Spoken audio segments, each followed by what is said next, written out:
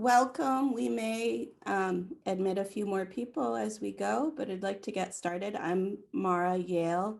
I'm a parent connected to the Pediatric Stroke Clinic of Mass General Hospital and helping facilitate these events to educate parents.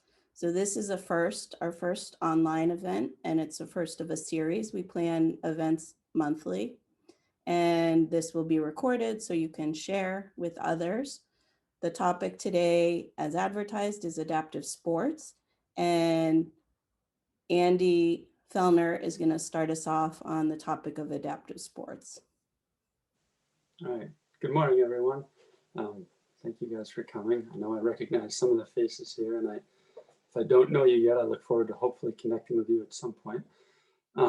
And I want to acknowledge that you're surrounded by some pretty amazing people, both the people that have helped put this together, the speakers who are going to come after me, as well as all the parents that are in attendance. I know that a lot of the parents in it, they have a sense of the struggles, the ups and downs of what the other parents are going through. I think it's also important to acknowledge the people that are not in attendance, which is all the amazing kids that we're fighting for, the reason that we're here. So my own personal connection is I have a 12-year-old daughter who is a perinatal stroke survivor. She has hemiplegic cerebral palsy. And I know from raising her that her life is often a struggle, whether it's a physical struggle, emotional, social, and there's sometimes these new needs that pop out of nowhere that we had no idea that they were going to happen. There's a lot of successes that we've experienced as well. She's a fantastic swimmer. She has a very unique freestyle because of the struggles that her body gives her, but she does well. She's made her older cousin jealous when she could swim at a younger age than him. Another recent success is she joined the soccer team. She can't keep up with any of the other kids, but she plays, which was a success for her. So in addition to my own daughter, I've met a lot of other kids with hemiplegia by attending constraint-induced movement therapy camp in New Jersey. We used to host one in our house as well. And I can say that there are a lot of commonalities among these kids, but everyone's story is quite unique as well. And I actually would like to put up a survey in the chat. Take your time if you get a chance to do it at some point. That would be great. I made it a tiny URL. It's just a Google form survey. It'll just give just a few questions so we can know who the audience is, what their level of participation is, and where you all live. So I mentioned that I've met a lot of kids with cerebral palsy and hemiplegia. Also met a lot of parents of these kids. And I'm well aware of the fact that these meetings can be difficult. These kids face so many challenges that really seem unfair. You know, whether it's a social challenge, a misunderstanding school or society or individuals, or whether it's a physical one, you know, seeing your kid look at that really scary long Botox needle or have to endure a tendon transfer surgery or endure seizures. And another thing that I found difficult, another physical challenge, is them not being able to keep up with the sport that they love or the activity that they love. So there's a lot of topics that I would love to address, and obviously we can only choose one for this talk.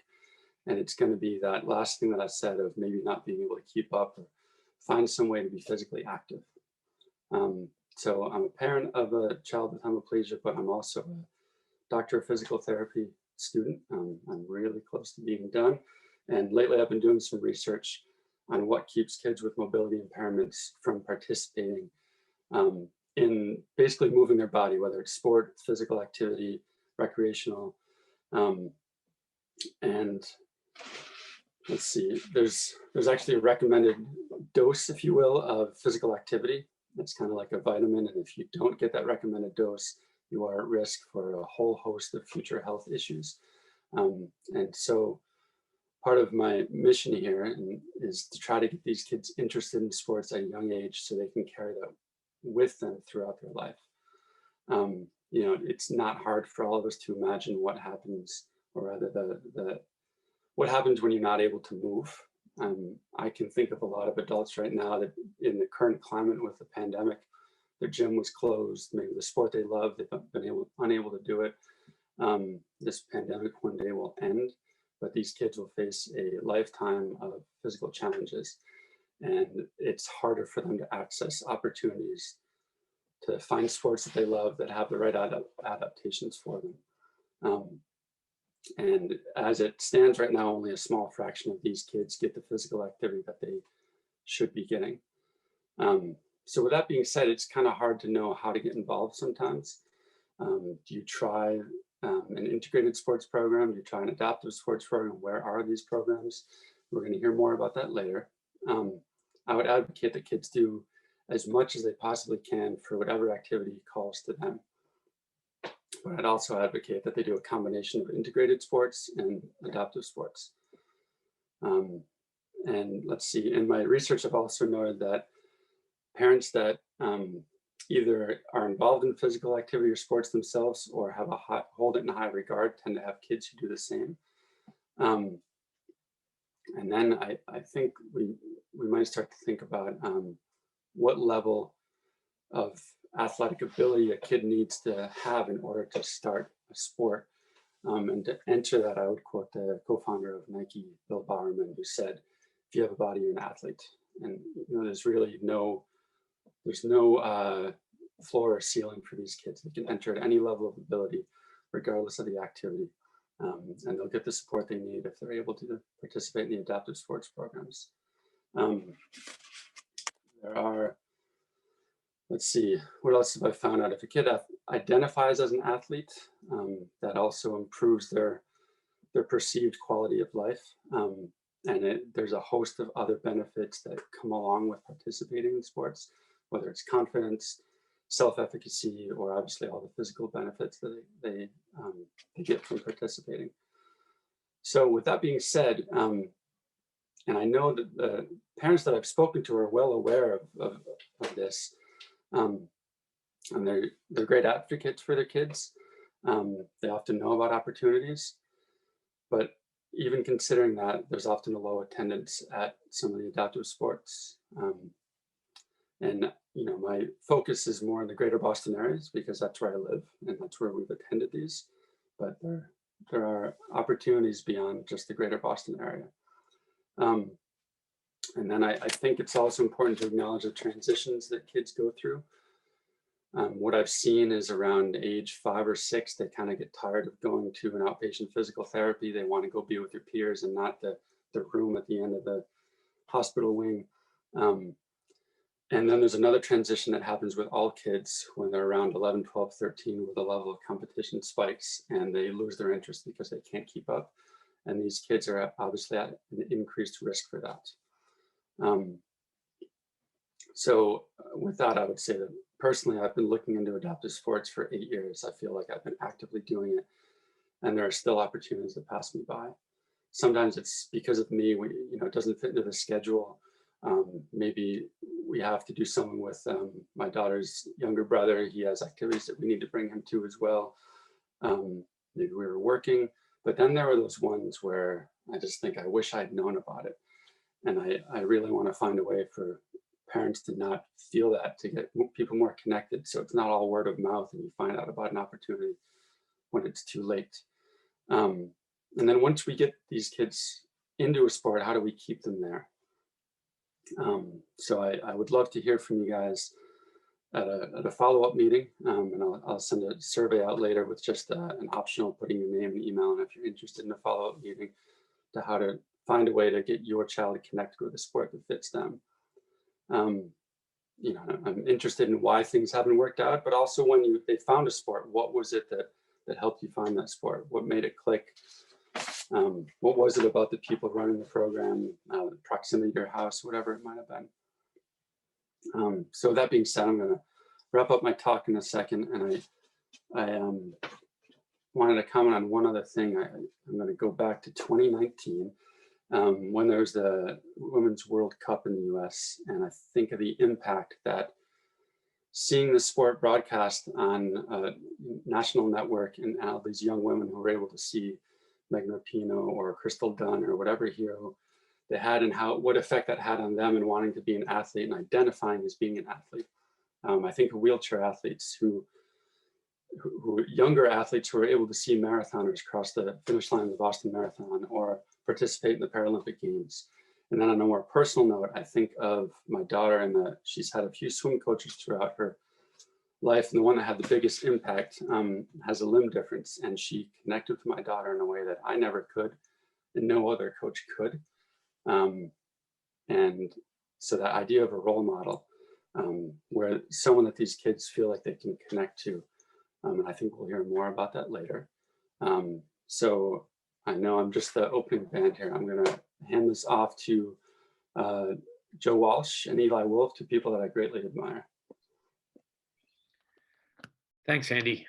Hi, everybody. Really appreciate you spending some time with us this morning, and appreciate the opportunity to talk with you all.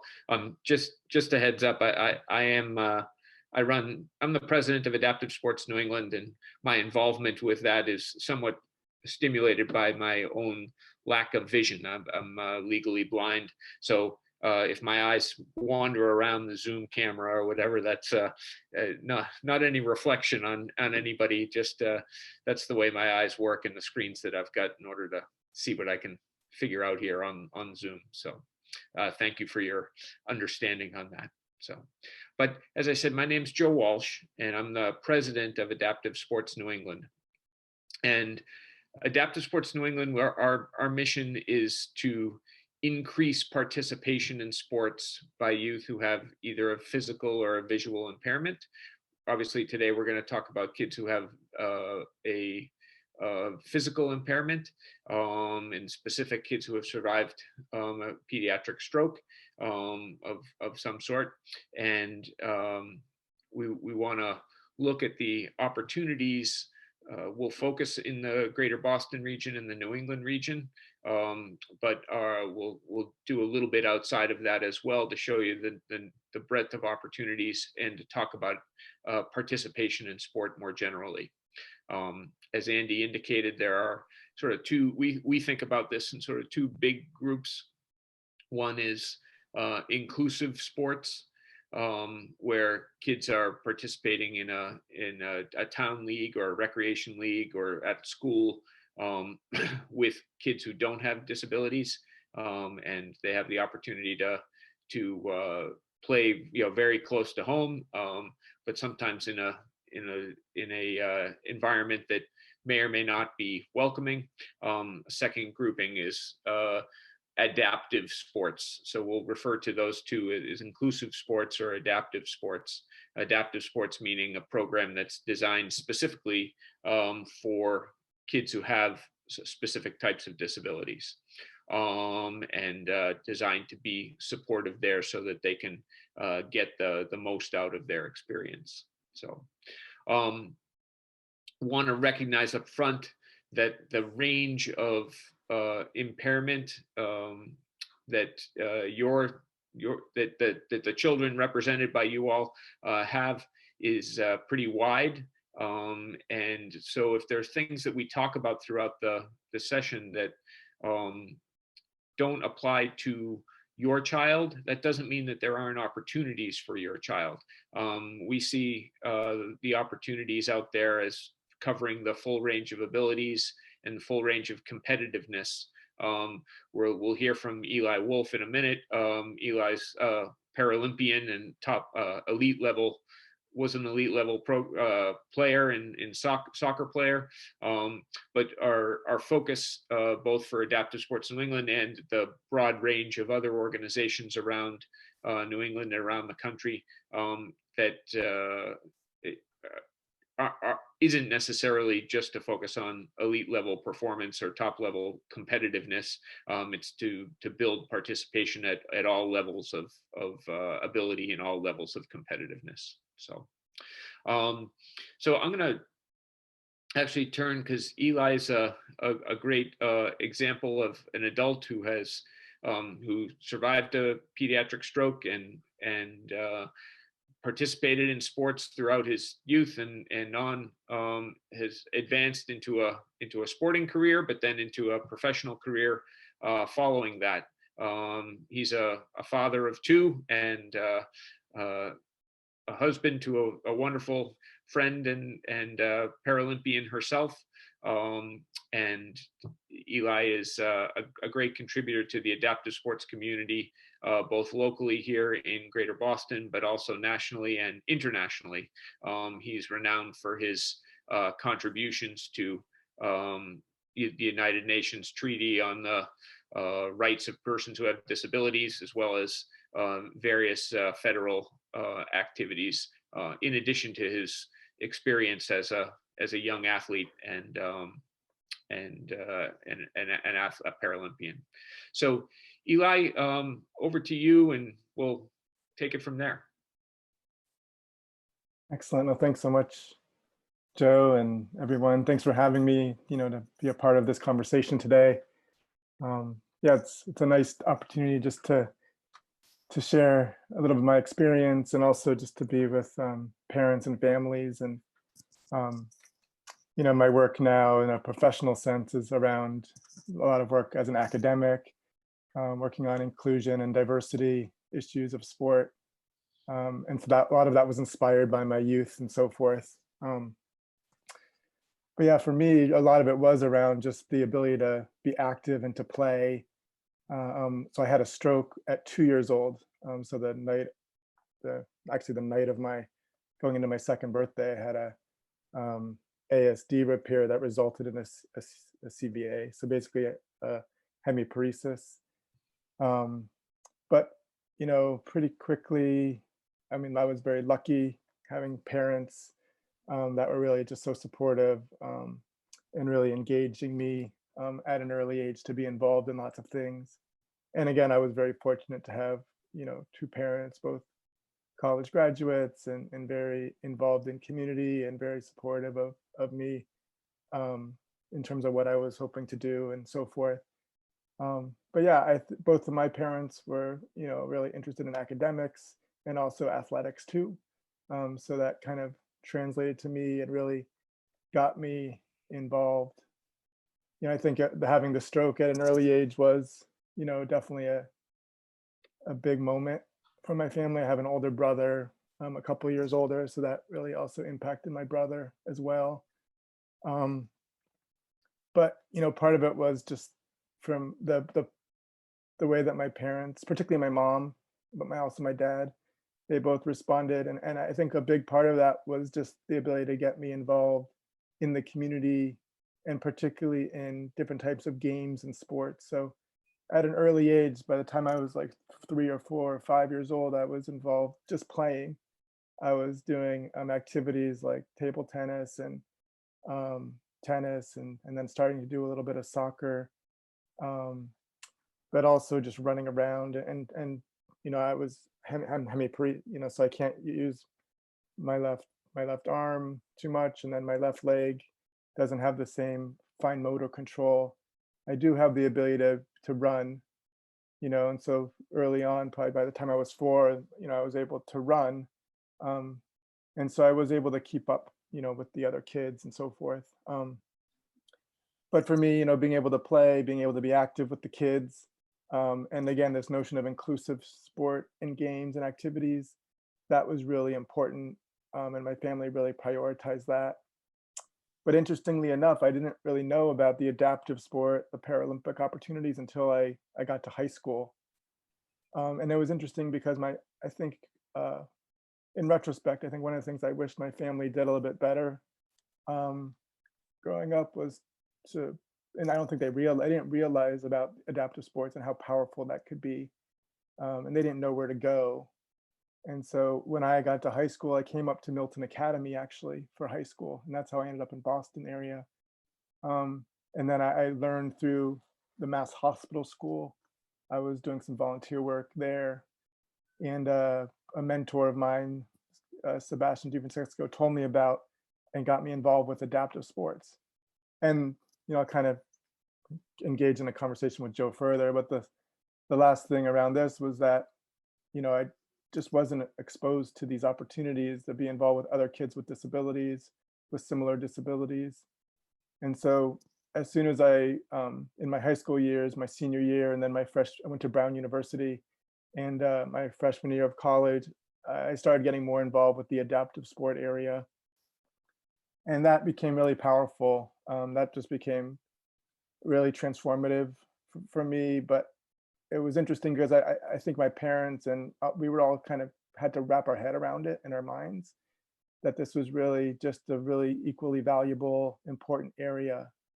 So not always to have your kid think it's the norm to be with other kids without disabilities, but also these opportunities with kids with disabilities is a really important area for that. Not only um, for fun but there's chances to do all sorts of things with other kids in these adaptive sport environments. So that was really, I think because I had this kind of mindset of, only being a college Division I athlete or only being in the like there was these mindsets that I had. And so I think the ability to change that mindset a little bit. Um, and so I think, my family has definitely come around a lot and they've really embraced more of the adaptive sports. And I think I was playing table tennis at that time as well, table tennis and soccer. And I went down to a table tennis event. I think it was New Jersey or something like that. And it was the first time that my family and I was completely involved with other people with disabilities, all sorts of disabilities. And I think that that particular event was a really important one for my family and I. And I think just the chance to, the programs that Joe is running and the leaders of adaptive sport all over the country that are making these programs happen. So I think it's just really important that the diversity of experiences, both inclusive, adaptive, um, but part of it, and as you can tell, I mean, the power of my parents. Parents are so important, and to have that kind of positive outlook and to seek those opportunities and to really make them happen and to support your kid, it's all really important. So I think I'll stop there and then turn it back to Joe and Andy, and we can just engage in a conversation. So thank you so much.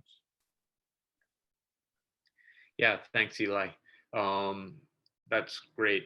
I think that the notion of, Andy spoke about the identity as an athlete and your sort of process of identifying the adaptive sport opportunities and the opportunities to participate alongside kids who have similar disabilities to your own, as well as the opportunities to participate in an inclusive setting.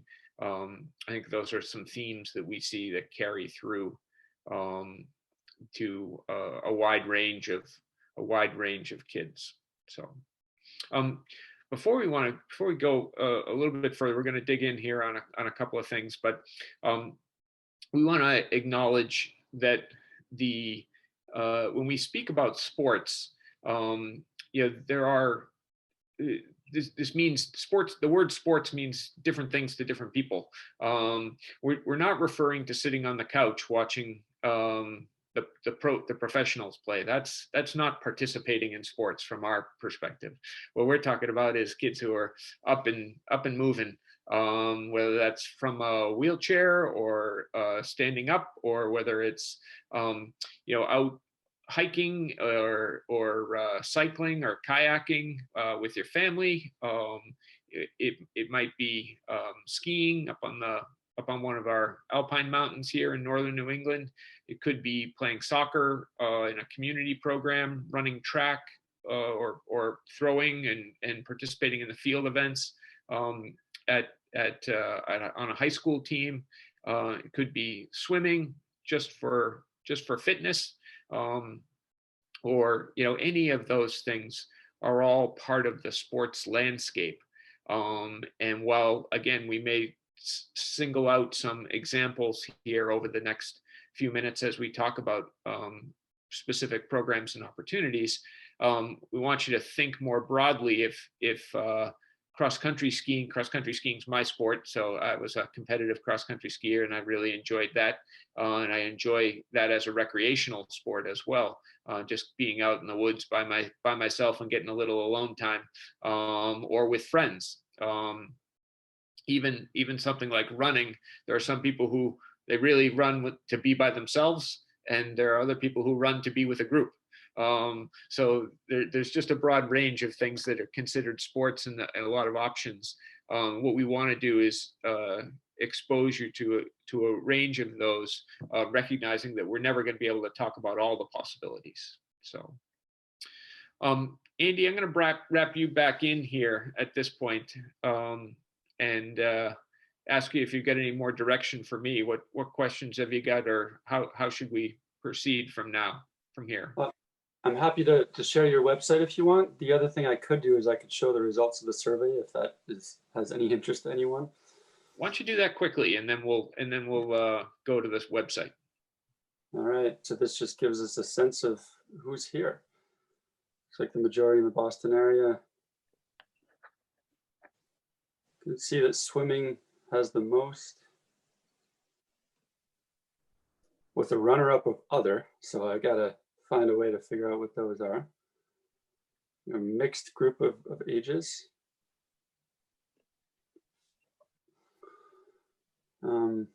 And the biggest barriers is not knowing about them, or again, other. So I'd love to some follow up on what these others are at some point with these parents, probably on a different day. Yeah, maybe even ask anybody who's willing, put some of those barriers into the chat. Write those into the chat, and we can maybe discuss some of them during the Q&A period coming up. Yep. So both what barriers keep you from being able to participate? All right, Joe, I'll go to your website now. Yep, that sounds great. All right. So as I indicated earlier, I run an organization called Adaptive Sports New England. This is our website. The slider here is a little bit funny on the shared screen, so bear with it as it goes through.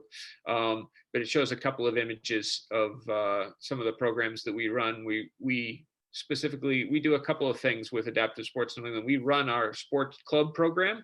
We run programs in rowing and swimming and track and field, wheelchair basketball and sailing. We run that program as a collective, but we also work with, so that's a program that brings together kids who have the same type of disabilities or similar disabilities, so that we can provide supportive environment for them. But then we also share information about other programs around Greater Boston or around New England, so that there's those opportunities. Yep, Andy's getting me started here.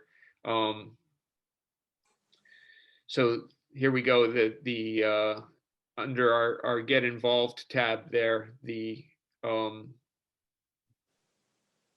the organizations throughout New England that are the most prominent, I would say, in providing adaptive sports. It doesn't mean that we're covering everybody. There are YMCA's or other programs that aren't listed here, but these are a sample of some of the most prominent programs throughout New England that can your kids can take advantage of and get some specific support on. So we're working on this site, so I appreciate your tolerance with this, but we're trying to make this a little bit more friendly. We'll pull up some more sports. We'll have some more opportunities on here soon, so that you can see a little bit more information about some of these programs. But Andy, maybe click quickly on that Move United link, and we'll take a look. Move United, and then under locations. Move United is the national organization that works with adaptive sport at a developmental level. US Paralympics is the elite level program. It's a part of the US Olympic and Paralympic Committee. But Move United is an association. These are all independently run chapters of Move United. You can see that are all listed there, and on the website there is moveunitedsport.org, moveunitedsport.org. And they list out, by state. So for those of you outside of the New England area, that this is a better resource, perhaps, that can capture the opportunities that are closer to you and the resources that are closer to you. So, all right, let's click back over to adaptivesportsne.org. adaptivesportsne.org as in New England. So this is, again, these represent a wide range of sport opportunities. A lot of these programs in New England, because we've got these great resources, natural resources, a lot of these programs are skiing-based programs or outdoor recreation-based programs. Adaptive Sports New England runs some school sport, team sport programs, as does Spalding Adaptive Sports Centers in Boston, and Northeast Passage up at University of New Hampshire. And Hospital for Special Care down in Connecticut. So there's a diversity of programs and opportunities. Why don't you click back up on the Get Involved, Andy, and go to the Sport Club program. So this is just a quick capture of some of the sports that we run through I mentioned it as our Sport Club programs. And part of the reason for doing this is because these sports allow us to accommodate a really wide range of kids. For instance, in rowing, we have one girl has spastic hemiplegia who participates in our rowing program. And the group at Community Rowing does a great job of accommodating her. We have kids who have hemiplegia in that group, as well as kids who have spinal cord injuries or vision impairments or other disabilities. And we can do the same thing with our swim program and our track and field program, sailing, all are very accommodating. Wheelchair basketball is a little bit more specific, but all of these sports have opportunities, and swimming and track and field in particular have opportunities at the high school level, so the kids can participate. We've worked with the Massachusetts Interscholastic Athletic Association to accommodate those kids in high school sport programs. All right, well, let's drop out of this website and see if we can carry on a little bit more with our conversation. Eli, with that we're getting a lot of good questions already and discussion points, so maybe Mara could help us with that. Okay, great. Did you have any additional comments on sort of that framework that you'd like to make, or should we move on to the discussion? No, I think everything you offered, both you and Andy, is excellent, so it's really good to share that. And I think following off that, there's just some really good questions, and I think Mara could also talk about CP soccer organization and some things like that. Yeah, absolutely. Yeah, so I helped found the New England team for cerebral palsy soccer, which is open to kids 8 to 18 who have ambulatory cerebral palsy or have had a TBI or stroke. And right now there's not a planned event for the New England team, but there are 2 events a week via Zoom for children that are being offered from the National CP Soccer organization. So we'll share materials that we've shared here as links and resources after this event when we send you the link to the recording. And we can also include how to get in touch and register to be on the list to participate in those CP soccer events. They're a lot of fun. One little note here, we also have Dr. Wishart from Spalding that I think maybe, Brian, you can just refer to the programs that Spalding is also running for adaptive sports. Yeah, there's 3 kind of big centers, one up on the North Shore, one down in Charlestown, and then they have one down on the Cape. Pretty wide variety of sports that they do, from yoga, they run ski programs. I think they do almost a monthly ski program over the winter. They have a lot of sailing and rowing. I know they have a lot of biking options down at Charlestown, and a whole kind of research center associated with that as well. So it's a pretty broad group as you're going through. It is a little bit more pointed towards the adult side of things, but they definitely do have some pediatric options. Yeah, in particular, they've got a great pediatric sled hockey team, and which is fun for the kids. A lot of the kids, as Eli experienced with his soccer experience, and as Mara points out, some of the kids are really migrate towards the team sports and like the camaraderie of that, while others are satisfied or soothed or get excited about the opportunity to do something more individual, whether that's alpine skiing or kayaking or playing in swimming or any of those. So I'm going to start with the questions. The first one is, at what age did people get their children involved with sports or with adaptive sports? I think I can talk for a moment. I put in the chat box that, even in the inclusive, or even if it's not so much competitive sport, but just more recreation, physical activity. I think as early as, it seems like a good outlet of, just even if it's going to the gym or gymnastics or something, just to be active and start playing around, I think is a really good thing. And also that interaction with kids without disabilities at that age and being in those inclusive environments.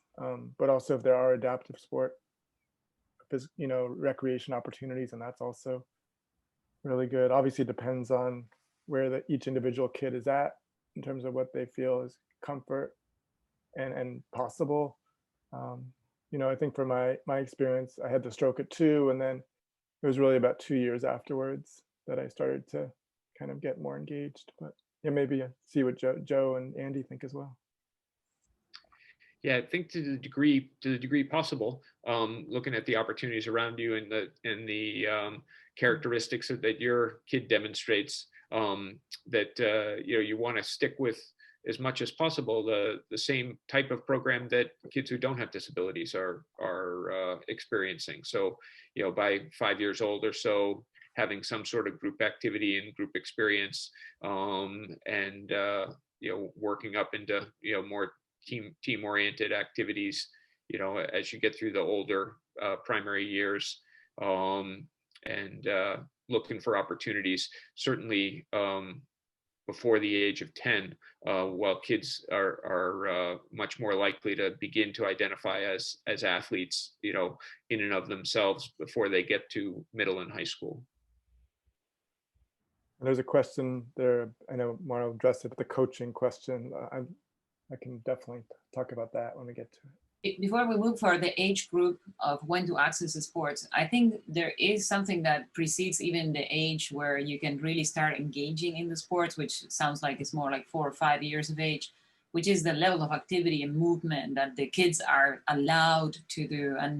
And it's very simple. In an infant, it's a lot of floor time and also getting outside and doing that floor time, not inside a 4-wall room that has the same environment, but enriching the environment with nature around it, like putting like a blanket in the ground and as far as the weather allows. And even when the weather is harsh, just getting the right gear and getting out and letting the kid experience like snow and rain even, those kind of things prime the kid for the curiosity, and that enables some sort of like exploration and kind of courage to be in situations where things are not so predictable. We tend to protect a lot these kids. We think they are weak in a way. They are not. They're the most resilient people I ever met in my life. So if you allow them to experience in a very early childhood diverse environments and let their body move in different situations, that is the right preparation to have that little attitude that would enable them to access sports. So even that's a really good point. We're not talking about those kids right now. We are going to cover those in the coming workshops too, in terms of more specifics, but I think there's something to be said about like just get out. that was definitely my experience. That's exactly what my family did, and that's I think what empowered me. So thank you for that point. It's really important to just be active and to do various activities and to gain that confidence. So the next question, Andy, did you want to chime in on the starting age, or? No, I think I would second what everyone else said, and other parents would have similar things. We started whenever there was a community opportunity for team sports. We started swimming at a very young age. I used to sneak my daughter in before she was technically old enough to go in. So the individual sports, if there's an interest in it, then I think you can start them whenever you have the opportunity. Thanks. The next question is really looking for opportunities right now during the pandemic to either watch older children in adaptive sports. And one I know of is the CP soccer stuff. So even if you turn it on, you can participate from home with a ball and, you know, see the older kids doing it and listening. So that's one where you could connect that's not going to a venue, but I don't know if there are any, there are a lot of restrictions for sports that are happening right now about spectators. So does anyone know There of is, anything right now?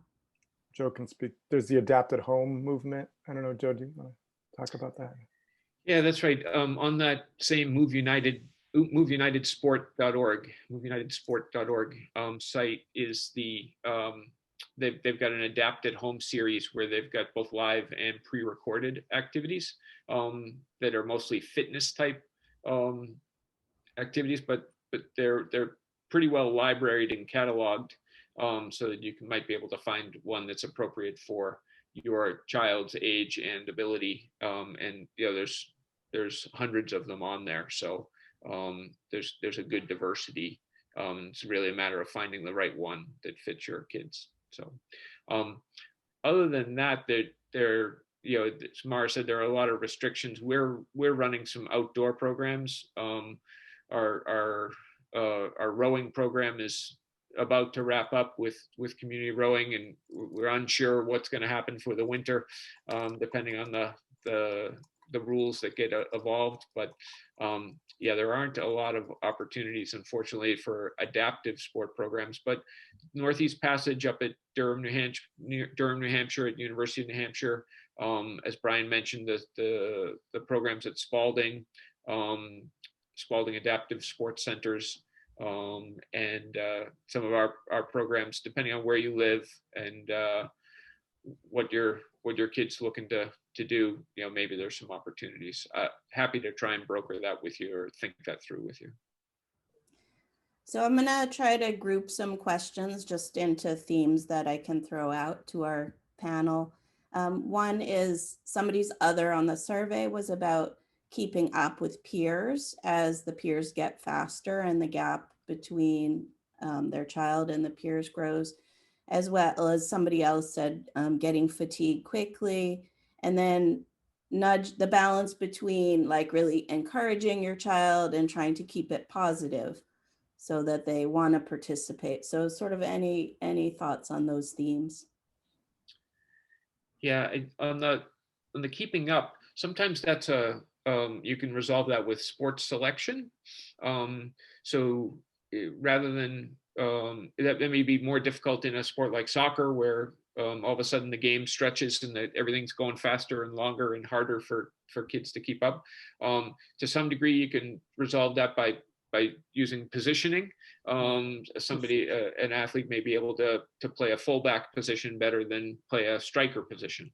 At some point that may not work, but in a sport like track and field, it's easy enough to make it a 12-minute run rather than a 2-mile run for training purposes. And yeah, we work with coaches all the time on strategies like that, so that the kids who have the impairments can participate fully and not be left behind, but be participating at the same rate. That doesn't necessarily work in all the competitions, but you can run a shorter race, run the 100-meter dash rather than the mile run, and the difference then is only seconds rather than being minutes. And so you can solve some of those challenges by looking at opportunities within that sport or within different sports. Yeah, just to echo that from a personal experience. Yeah, that's, as a stroke survivor and so forth, and being able to keep up at certain ages. And then I noticed in high school, it became a little more challenging. And then even in college, I was not one of the starting members of the team, but I was still on the team and I was able to come off the bench and so forth. But also in terms of positioning, So that's a great point that Joe made about finding the place in the game or on the field. So for me, it ended up, I found that being in the front as a striker, a forward, that there wasn't as much running as the middle. So I didn't have to do as much of that. But also just in terms of like finding other kinds of activities. So I found like table tennis and tennis and just different, finding the sports and finding the ways to engage in the right way. But I did notice, and I did also, and we'll maybe touch on it a bit about coaching, because I think there was some education and some awareness and some conversations that had to happen uh, I've had different types of coaches. And so that kind of, that was really important to me to find ways to engage the coaches.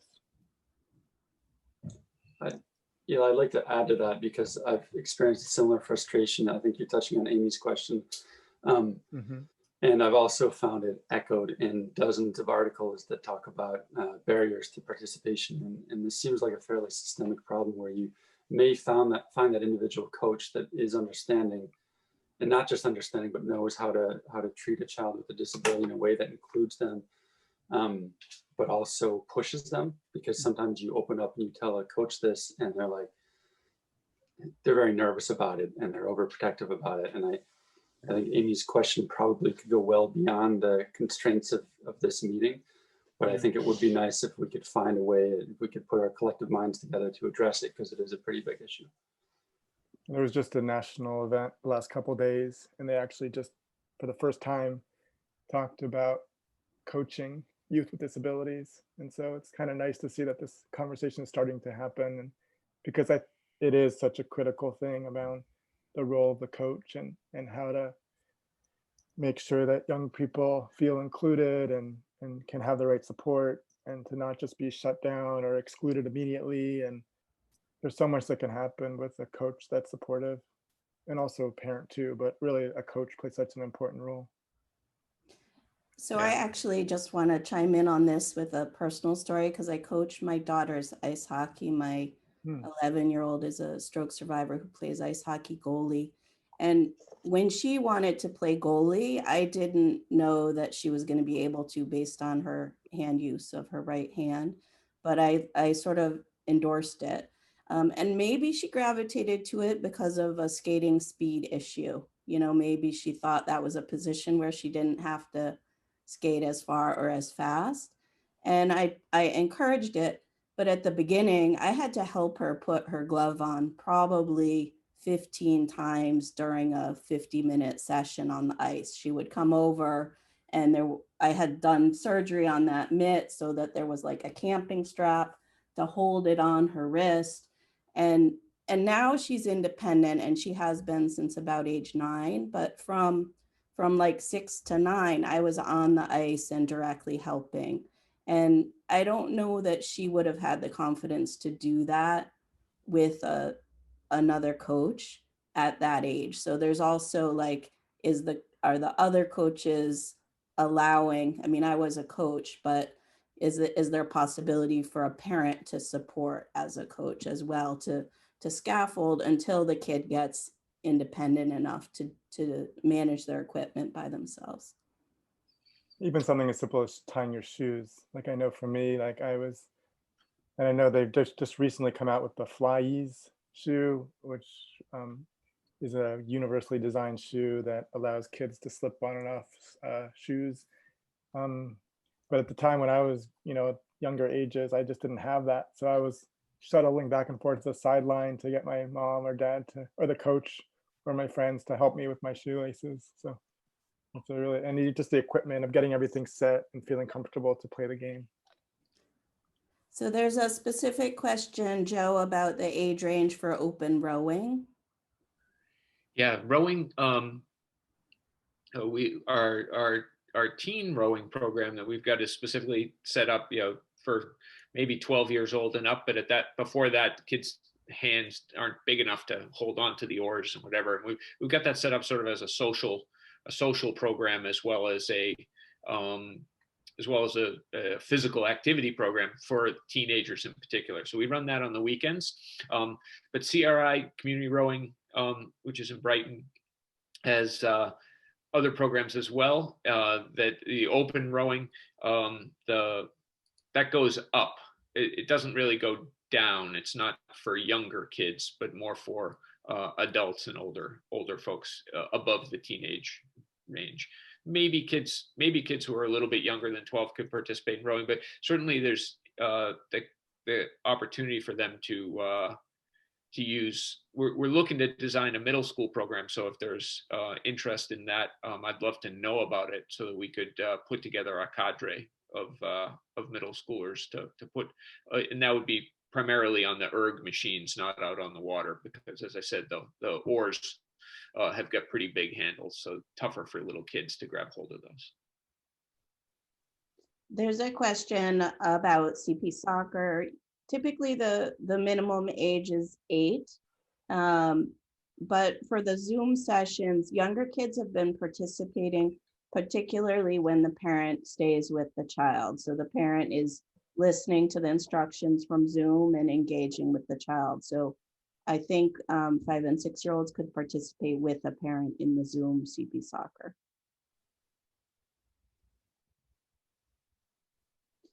I'm just scanning for the next. There's a lot of celebrations for CP soccer. Question about confidence. Yeah. See that. Maddie is recommending the Gorilla Gym for an indoor play structure. And I think that's fabulous. I had something like that when my kids were young. Somebody's recommending adaptive dance in Danvers, Massachusetts. Okay, and then this is a pretty big question to end with. How does adaptive sports affect confidence and self-esteem relative to inclusive sports? And maybe we'll start with you, Eli, because you've experienced Touched on it a bit, yeah. Well, that's a really good question. I guess maybe even Andy's some of the research there as well, but I think they're both, again, I kind of mentioned it in the beginning, but I feel like they're both really helpful for building confidence, and they're really helpful for getting engaged into society in different ways. And I think that's the ability to be able to participate and play and get involved in different arenas and different types of sports and so forth. So I think I would encourage both types of settings, particularly at young ages, that it's really important to have those experiences. You know, and I think, again, like I mentioned, sometimes we think like the inclusive sport area is the better one, or it's the one that we should be striving for. But in many ways, it's really, in my view, the combination of having both those types of experiences is really important. And then, you know, it was really amazing for me to have that peer-to-peer interaction, you know, the family networks, the support, getting different tips, ideas. Like when I got involved with adaptive sport, suddenly I just had all sorts of new resources and a support system that I didn't really have before.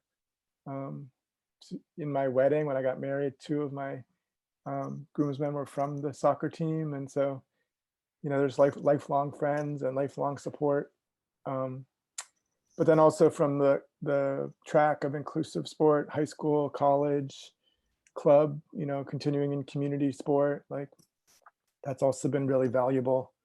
And it's all these experiences have helped in sort of and that's sort of why I've become so passionate about the power of sport, you know, because it really can be transformative. And again, when I say sport, it's not only competitive sport, it's more about in the ways that Dr. Mussolino mentioned, just about the ability to get out and play and be active and gain that confidence. I can comment on that as well, just from what I've read. What these kids basically want is a culturally normal experience. They also want to be able to feel and appear successful to their peers. So I think this would be very individually based. If a child is having trouble keeping up with the inclusive environment, and they can show to their inclusive friends, their friends at school, that they're very successful at a physical activity, then that will boost their confidence, boost their self-efficacy. And whoever, was that Jordan who asked that, I'm happy to send out PDFs of any articles that get more into the nitty-gritty of the reasoning behind this, but feel free to reach out. I put a survey up in the chat. if you want to put your email in, I can definitely send out any information. I'd just double down on both of those. I think that our philosophy is that we use adaptive sports in part to build confidence and skills so that kids can participate in inclusive sport where that opportunity exists, and that they really do feed on and support each other where those opportunities exist. Sometimes there's not a parallel adaptive sports, and sometimes there's not a parallel inclusive sport. But where there are both, we have a lot of kids who are on our swim team program that practices once a week, who swim 5 days a week with a club program. Great, thank you so much. So we're gonna pass the baton to Patty Muslino to close out the session. Thank you, Patty. Yeah. So first of all, thank you above everything, Andy, Mara, Joe, Eli, and Daniel for making this happen in such a short amount of time. I don't know if you guys know, the ones that are in the call, that we, from the Pediatric Stroke Clinic at MGH, working together with Dr. Wishart, Dr. Pierre, and Dr. Bosky, have been trying to enable the access to resources. And we've been learning this from you guys. Like, I came to the clinic and the first thing a mother said, I don't know why I come here.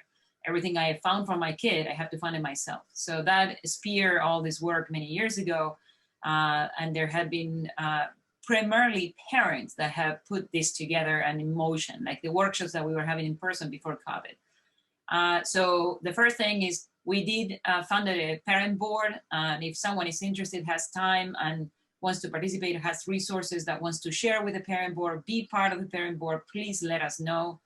We're always looking for expertise and for time and for efforts.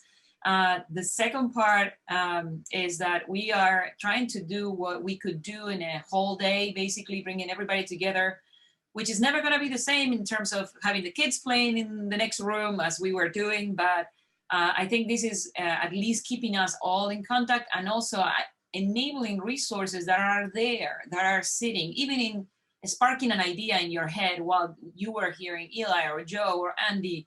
I think it could be transformative, mostly now that everything seems to close down on us because of COVID. So the idea is to keep this in a monthly basis. It's a volunteer effort, and we highly, highly appreciate having these people in the community and in the institutions that have been joining this effort. So if you have heard or have something, a subject, a theme, we're gonna send a post-workshop survey every single time. We're also having these workshops at different days and in different times. And the idea is to enable access. We don't wanna make it only in the day that certain people can, or in the time that certain people can. So be dynamic. We're gonna ask to put the dates as far as we can, so you can plan for like saving and carving that time. But we ask you for subjects, and we ask you to spread the voice. We can do this in this format. We can really be very impactful beyond Greater Boston and New England. So let everybody that you think could benefit from these workshops know that they exist. And one last thing is that we are trying to develop the research that can make these interventions, we believe, transforming part of the treatment that an insurance has to cover for. And so you're going to be hearing more about the opportunities to participate in research, like example, the surveys that we may need to say that there is a need, and also more formal studies where we will do an intensive camp with CP soccer or some adaptive sports, for example, to see what are the impact in measurable ways, so we can show this is a therapy. It's not just something that is meaningful to families and to the kids, which to me is more important than the therapy question mark. But overall, like empowering you guys and as a family, not separating the kid from their normal development. And again, they are developing and they need to experience the things that we, all of us, have had opportunities to engage in. So if there is a message that I got from this is you just have to try. And if you have a body, you're an athlete. I love that one because it doesn't matter how much skill or no skill you have. It's all about the experience you derive from engaging. So if there is resources, we have a lot on the chat. this is gonna be redistributed through all the emails and the places we've been posting, Facebook. We are also putting a web page where all the other workshops materials were on with these workshops that are gonna be accessible, and we'll distribute that link as soon as the web page is active and moving forward. So with that, I wanna thank you, everyone. The next time and at some point, I would love to hear your voices. So this was the first time we are trying to make it accessible and let the questions come in, but we might need to change the format to make even the presentation shorter and just engage on conversation, all of us. So this is dynamic. There are things that are working. There are things that are gonna work better. So please give us feedback, please participate, and most important, start trying stuff. It's COVID, but nature doesn't end, and that's a very safe place to be right now. So with the resources that you've gotten today, class, just get out. I think we can make a huge impact in the life of your family and the kids with a stroke. So I don't know, Mara, if you have any other closing remarks, or Brian, or Joe, or Andy, or Eli, if you want to say anything, but if not, we will say to see you in the next one in 4 weeks. Bye, guys. Thank you so much. Bye, everybody. Thank you very much for tuning in. Thanks, everyone. Thank you.